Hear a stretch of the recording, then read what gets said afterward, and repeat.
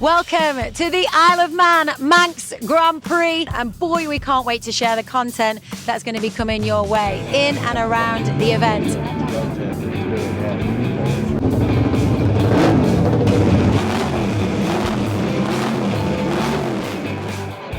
Two wheels and a three. Thank you. Thank you.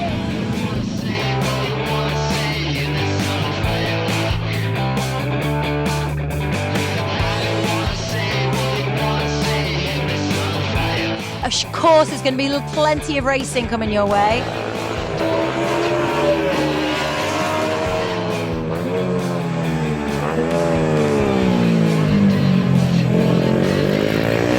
But we're going to cover as much as the people in and around that racing. Maybe what about the Manx Grand Prix? Oh, crikey, what's up there in the stratosphere, you know? Sounds and the smells, hey? Oh, it's like nothing else. Get the Castrol R going again. And you need a stepping stone. And the Manx is a good stepping stone.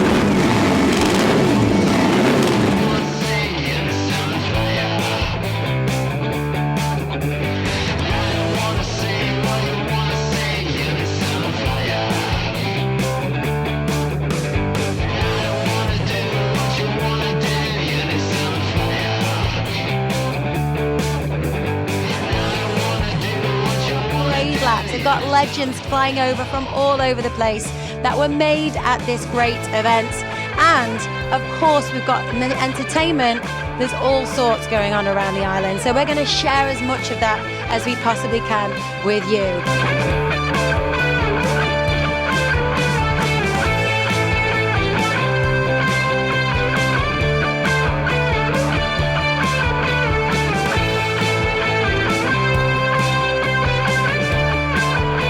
Fantastic to be back here, and obviously got the opportunity to ride the SPaRK Racing RT45, which is a proper iconic machine.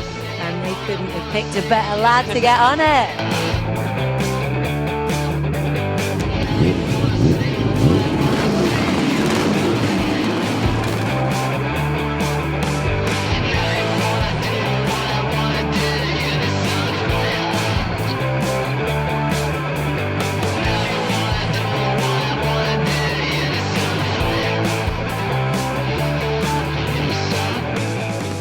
Two-wheeling classics, relive the passion.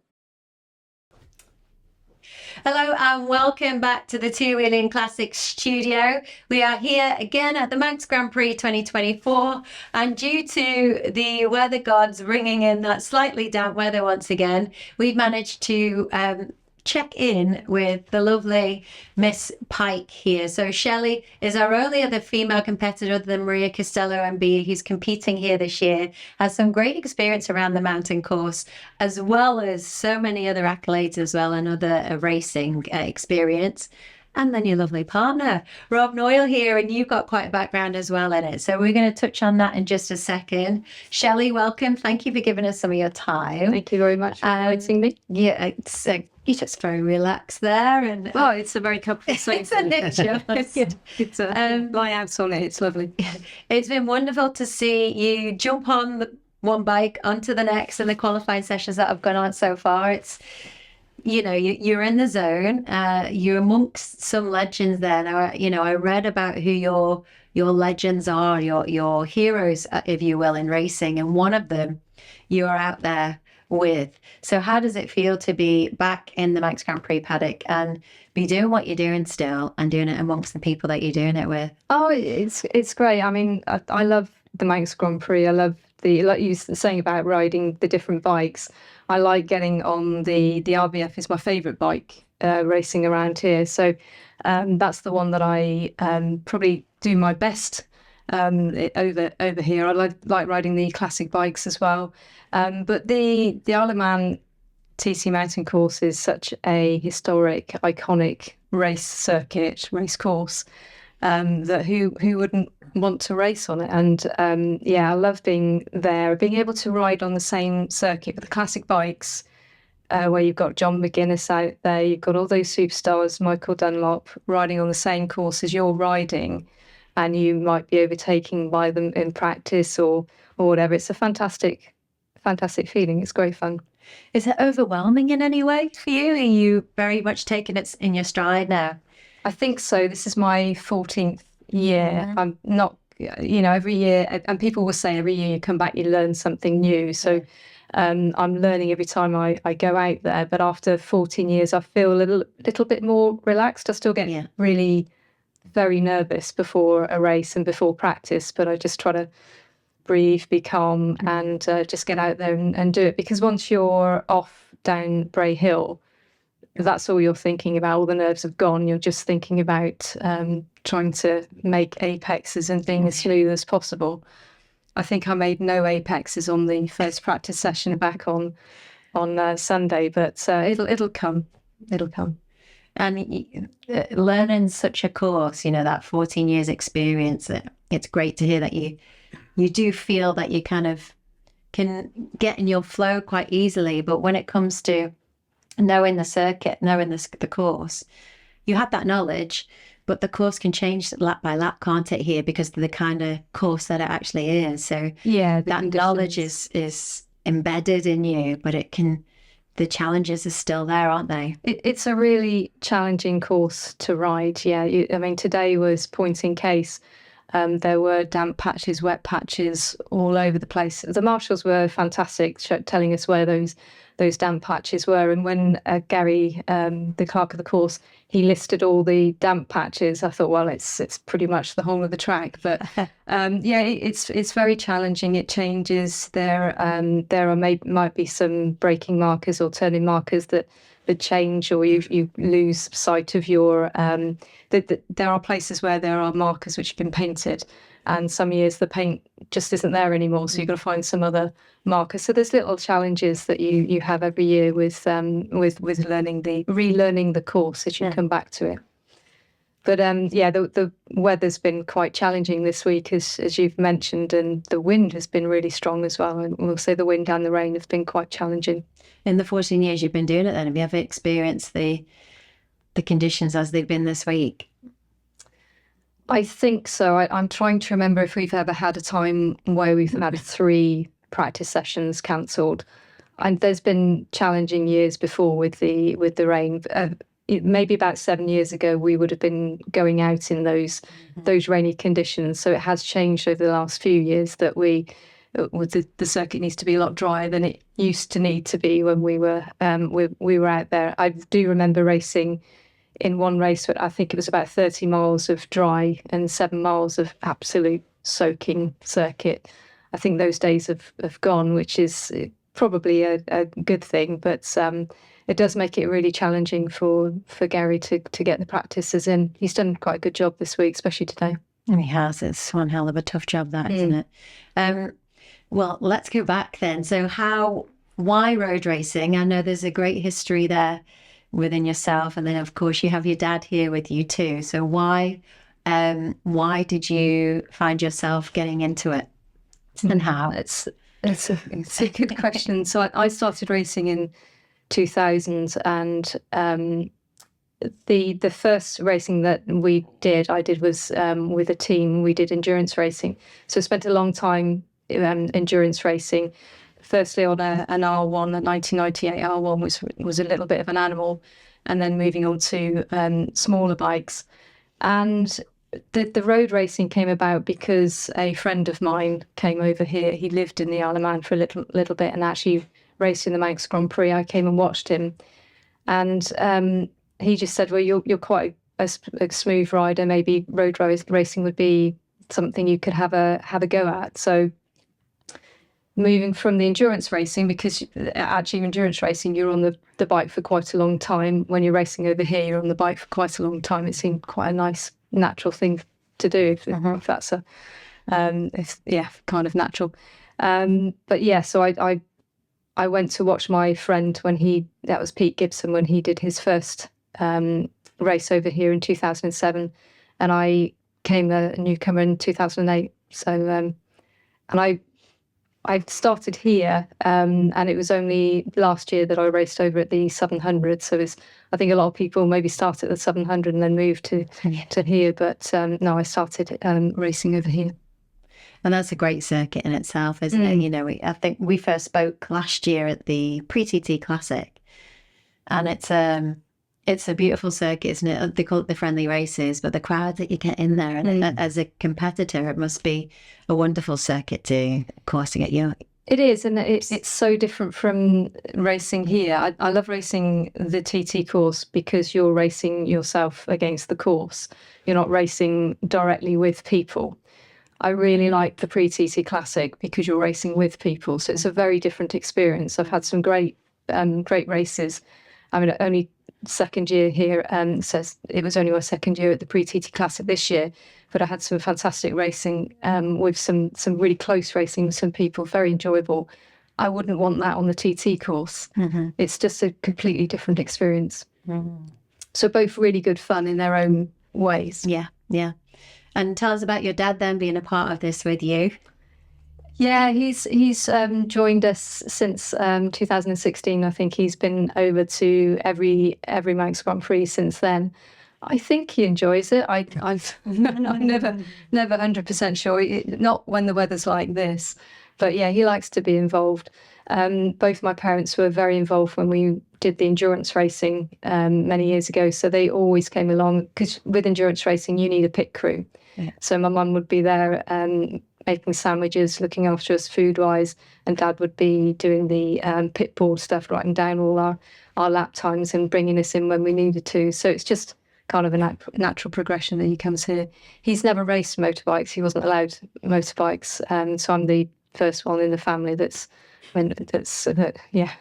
took to the bikes. And what did they think of that? What when you came to them and said, "This is what I'm going to do"? Yeah, I mean, I think a little bit of trepidation, but I remember my mum saying that she came to watch at Snetterton. I think it was the first time she came to watch, and she said, "Well, I watched you, and you're doing the same as everybody else, so that's okay." So I think she realised that I wasn't just hanging around at the back. I was riding like everybody else, and we're all doing the same thing. It was all okay. It was okay for me to be racing. So I think they're a little bit nervous, but they just got used to it and kind of embraced it, really. Great, wonderful. And then you've got Rob here with you now. Yeah, so yes, you met through the racing, is that right? Yeah, we met through the endurance racing, and I couldn't do my racing without Rob. He retired from the Navy a few years ago, and basically since then he's been working on the bikes. He's my mechanic and partner. Yeah. But we actually met. I was still in the forces, and I'd broken an R1 and you'd broken an R6. And a mutual friend of ours said, "Well, you're in Bristol, in Filton. Shelley lives near Bath. Join up and come up to London to pick some parts up to repair the bikes we'd both broken." And then the rest is history. Yeah, great, wonderful. And so you then were obviously in endurance, and then you've moved because you left. So you just shared a story earlier about how you moved from endurance, obviously, to road racing. So what were your thoughts on moving from endurance to the road racing? Were you all for it, or? Oh, absolutely. Well, especially the mountain course is an endurance race. And I think Britain had outlived the true endurance racing with single bike, 3 riders, and so forth. So we were looking for an endurance type of race to carry on our passion with, and there's nothing more thrilling than being on the roads. It's a buzz, and quite often once we've been road racing, whether it's the Southern, we go back to a short circuit and it's kind of tedious. So it's a totally different mindset, excitement, thrill, being on the roads. I've obviously not done the mountain course, but I've done the Southern and a few other small road races, and the thrill is exceptionally different, and the challenge is different. The challenge is different as well. Yeah. It's bike setup, the whole lot it pounds the bikes. Only today bits were falling off the Gold Star. Bits were falling off most people's motorbikes, so it really does give them a damn good hammering. So you've got to be very thorough. So that's my job basically, is to make sure that the bikes are ready to go back out. I'd love to do it, but I'm too old. So to be a newcomer. So I just have to put up with the smaller ones, which are just as much fun. Yeah, great. So tell us about the 2 bikes and that you have entered in this year. 3. Oh, 3. Yeah. So Just to keep me busy. yeah, yeah. So I have the RVF 400, which is I've been riding that bike over here since I think 2013. It's the best bike I think for racing around the island. It's so planted, so steady. It's fantastic. A lot of fun. The other 2 bikes, I've borrowed Robert's BSA Gold Star 500. So that's his borrowed. Yeah, that's Robert's bike. He normally races for CRMC over in the UK. So I borrowed that for. Actually, this is the 3rd year we've brought it over. I blew it up the first year I brought it over, and that wasn't great. But the second year I've completed the race last year, and so yes, again this year hoping to complete the senior classic and not blow the bike up. And the last bike is my Ducati 350. It's a lovely little bike. I really enjoyed racing that at the pre-TT Classic. But yeah, that one's in the Junior Classic. I think I've ridden that one a couple of times over here, but not in recent years. So it's the first year back for it. Okay, It's a bit challenging having the 3 bikes, but a great challenge to have. Yeah, So, it is. And what has been the biggest challenge for you getting prepared for something such as a task at the mountain course and also the 3 bikes? Keeping me motivated. Yeah, a little bit. It's been quite a challenging couple of months on the run up to it. The problem is that we tend to use the bikes for our domestic racing as well. So, I think the ideal situation would be come about February, say, okay, this is the bike I'm going to use at the Manx, and just work on it for that. Reserve it Use for it, that. reserve it. I think that's the problem, is we try to do a little bit too much, and doing the 3 bikes as well put us under quite a bit of pressure, trying to make sure that you've got spare engines, especially for the 400. I wanted to make sure we had a spare engine, so that was all a little bit last minute, getting the spare engine running so that we could bring it and know we could just take it out of the chassis and put it in this one if we needed it. So yeah, it's a little bit of a challenge. I think it's a good job that Robert is retired, because he's been working on the bikes non-stop for quite a few months now, haven't you? Yeah. And the trouble is, the old classics, not so much the RVF, but the Ducati and the Gold Star, if you try and get too much out of them, they're quite fragile. And parts are not easy to get hold of. And it's becoming worse to get hold of parts. A lot of the old school are now retiring. A lot of the old skills are fading. To keep those machines up and running, I suspect your Ducati is a lot more reliable than my Gold Star. A friend of Jinx it. Yeah. So there is another Gold Star in the paddock, and they've already gone through 2 engines. So we're keeping our fingers crossed that everything will. But the good thing about being privateers is that you're more sympathetic towards the machinery.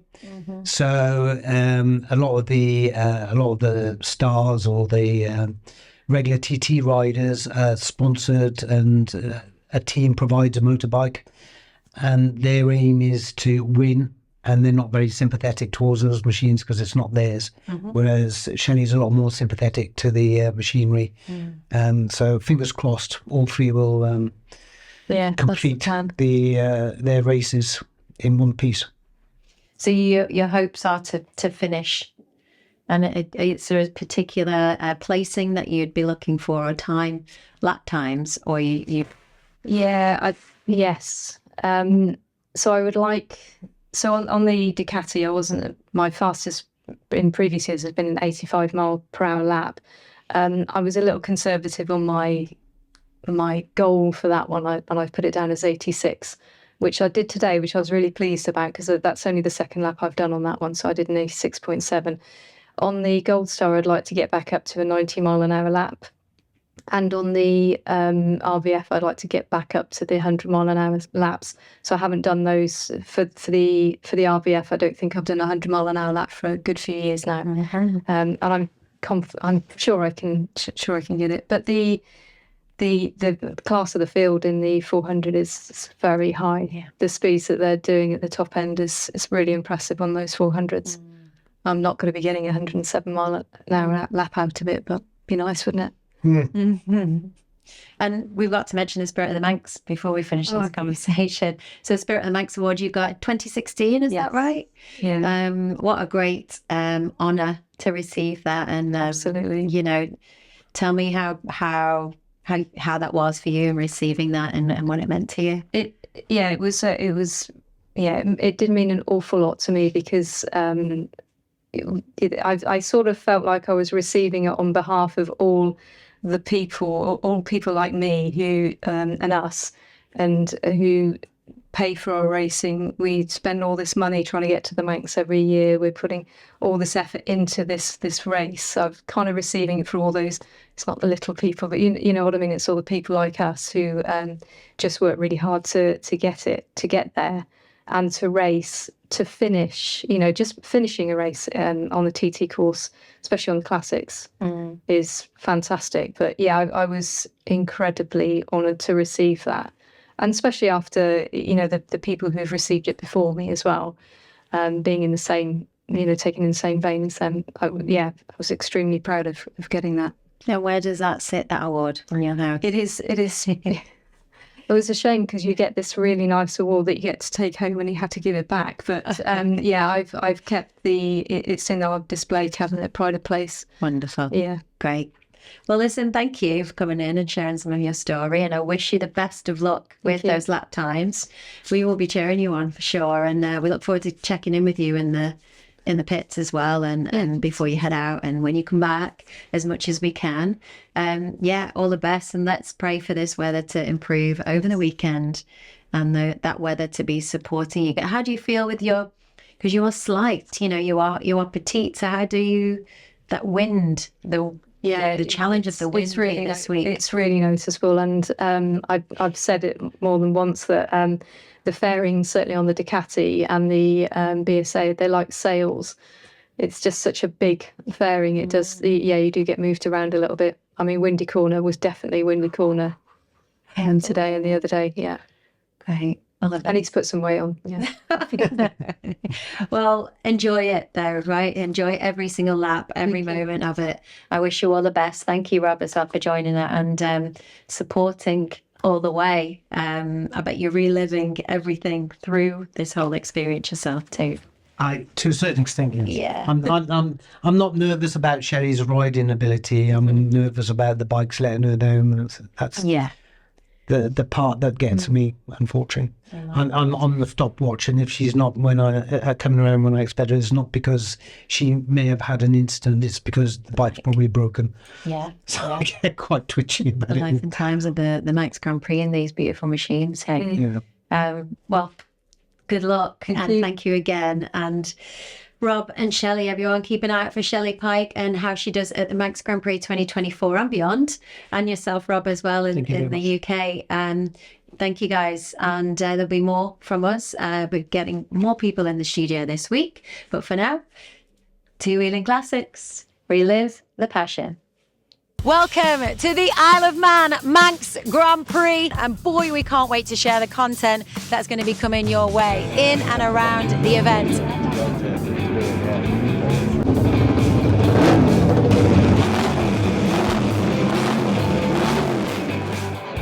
Two wheels and a three. Thank you.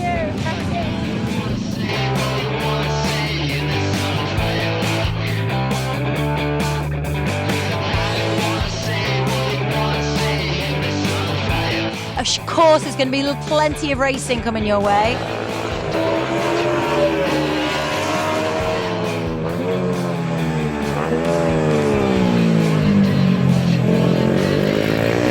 But we're going to cover as much as the people in and around that racing. Maybe what about a Manx Grand Prix? Oh, crikey to us. What's up there in the stratosphere, you know? Sounds and the smells, hey? Oh, it's like nothing else. Get the Castrol going again, and And you need a stepping stone. And the Manx is a good stepping stone.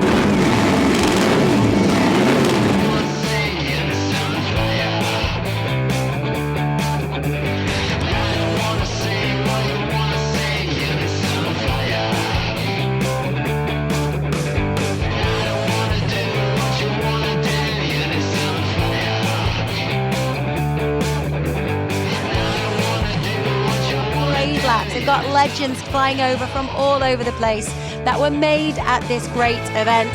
And of course, we've got entertainment. There's all sorts going on around the island. So we're going to share as much of that as we possibly can with you.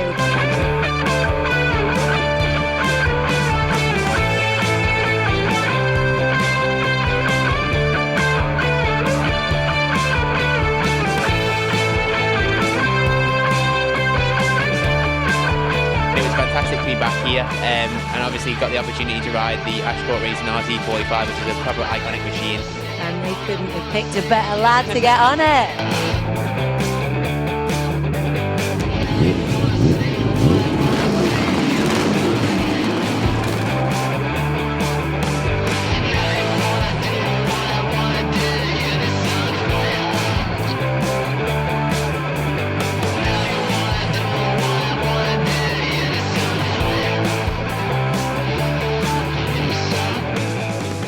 Two Wheeling Classics. Relive the passion.